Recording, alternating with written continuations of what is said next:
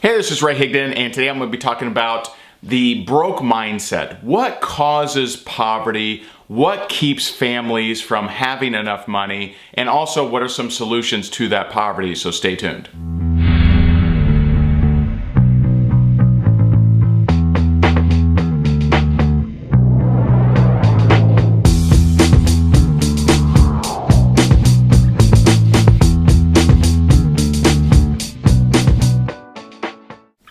So years ago, me and a partner, we used to purchase rental properties in low-income areas. And I remember very clearly, one of the tenants there, they were on Section 8. And for those that don't know, Section 8 is a government funding that will pay a portion of your rent. You know, sometimes it'll pay all of your rent, sometimes just a portion. And so this lady who had, she had a few kids, and what she would do is her rent was totally covered except for, I think, 20 bucks, right? And every single month she'd pay the 20 bucks late, right?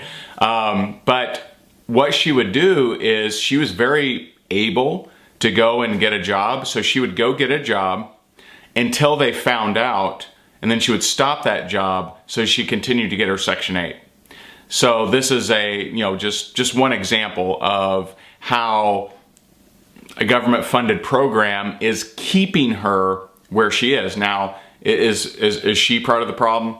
Absolutely. Here's someone who's put a governor on their life to say, I can only do this much, so let me just stay in this range, right? And if you've studied any successful stories, you know that there are people who are homeless that became multimillionaires, right? And so let's talk about this a little bit. What causes poverty? It really comes down to mindset. And here we are the day after Black Friday, right? Now, here's what I assure you. If you're in network marketing like I am, my training, my videos are really aimed for the network marketing niche. If you're not in network marketing, some of this you may not get. But if you're in network marketing, here's what I assure you. I assure you without a shadow of a doubt that you have prospects that have told you they don't have enough money to start their own home-based business, but they were out there yesterday on Black Friday buying the Xbox, buying the DVDs, buying all the consumer crap that their family doesn't need, okay, but they're doing it because they're getting a deal, right? And that's and by the way, when I'm talking about poverty, I'm not talking about homeless, no shoes, no clean drinking water. I'm talking about the majority of people out there that are living check to check, that don't have much in savings, that have no plans for retirement, that get to the end of the month and they have more bills than they have money in the bank, right? And I talk about that because I've been dead broke twice. 2 times in my life, I've been absolutely devastatingly dead broke from being in for personal foreclosure, paying all of my bills at least a year late, right? So I'm there from having creditors call me nonstop. But let me tell you the difference, okay? So what's the solution? What's the difference between someone who creates a solution for their family and someone who just stays steeped in that poverty? The solution is your choices, okay? What choices are you making? Are you making consumer credit card kind of choices that has to force you into further poverty? Or are you looking for opportunity? Are you looking for ways to get out? The person that invests that money on Black Friday to purchase self-development books, right? The person that, hasn't built a team but goes to the company event anyway because they want to get there. That's the solutions to poverty, is always looking at, not what would be neat for my family, but what's the best long-term decision? And I'll tell you, when you invest in yourself, okay, when you invest in yourself to make yourself better, that is the solution to the poverty issue. It's not winning the lottery. It's not the scratch-off tickets. And you can look at all the statistics of people who've done that, right? 95% of them were more broke, I don't know the proper term, but more broke that won the lottery 5 years after they won, right? So is it really just a windfall of money that people need? No, it's what's up here. And so look at, who are you hanging out with? Are you hanging out with the people that are attending events, that are getting around the right kind of people? Or are you hanging around the people that rushed out to save $7 on a DVD player, right? That rushed out to get that new Xbox. And there's nothing wrong with any of that stuff if you're not in poverty, okay? But if you're scraping by check to check, and at the end of the month you have more bills than money, you shouldn't be out on Black Friday buying crap, okay? And again, you know, I have all that stuff. My kids have the Xboxes and all that stuff. I'm not against that, but I'm against it when you don't have a way to get out of that poverty. You don't have a way to create more money, to make more money. You know, I tell you, I used to be a save-aholic. I mean, I remember I would go to, you know, fast food places and I would save the barbecue sauce, you know, so I didn't have to buy any. I mean, I used to be a save-aholic. But what that really means, if you're a save-aholic, is you don't believe in abundance. You only believe in scarcity, okay? There's only so much to go around.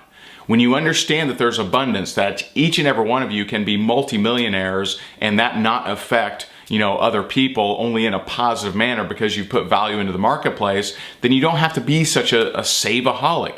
Go have that awesome experience. Go buy the Xboxes or whatever else you want when you have abundance, when you have plenty of money, when you have the money that, you know, you're not you know, choosing an Xbox, and I keep picking on Xbox, PlayStation, whatever, right? You're not choosing a gaming console over going to an event that could potentially change your life, okay?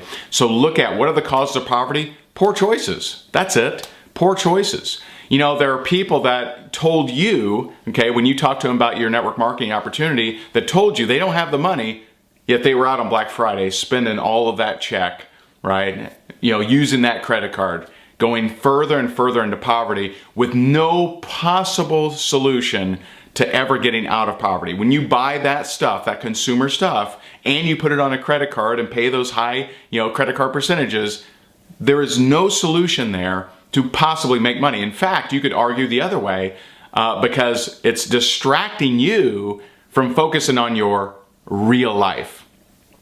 Focus on your real life. Focus on the solution. Focus on making more money. Focus on before, you know, if you're in a tight spot financially, you know, should you be purchasing what you're about to purchase?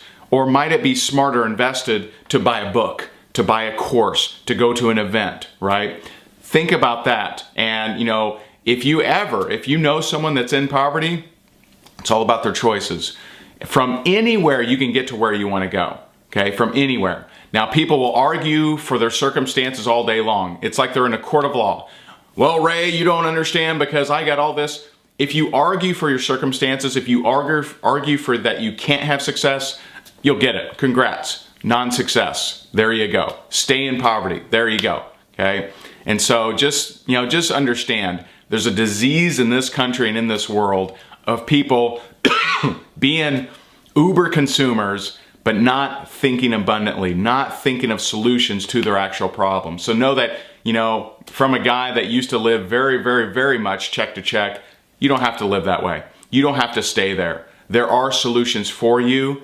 Get out there, look for opportunity, find it, and run with it. Pour your passion into the things that you love. Pour your passion into things that will actually help your family, not distract them, and you can create a different life.